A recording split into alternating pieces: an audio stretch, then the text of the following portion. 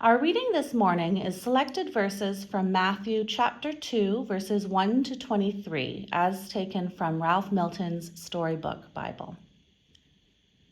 After Jesus was born, some magi came to visit him. Magi are sometimes called the wise ones or star watchers.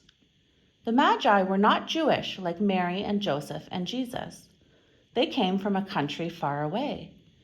They said, "We have been looking at the stars. We think the stars tell us a ruler has been born to the Jewish people. Where will we find this child?" Herod was the king of the Jewish people. He was a very bad person. He was afraid that someone might try to be king instead of him. So when Herod heard what the Magi were looking for, he was afraid. Herod had a meeting with the people who helped him. "Where do the prophets say that the Messiah, God's chosen one, will be born?" Herod asked. Herod's helpers looked in all the old books and said, "In Bethlehem, that's what's written in the books."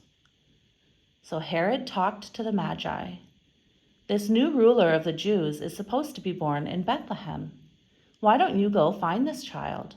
Then come back to me and tell me so I can bring him some gifts too." Herod was lying. Herod wanted to get rid of this baby so it couldn't grow up to be king. The Magi went to Bethlehem. They saw a very bright star in the sky. "The star is leading us," they said. "Look, it has stopped moving. That must be the place where we will find the Messiah." That's how the Magi found Jesus. They gave Jesus some very nice gifts.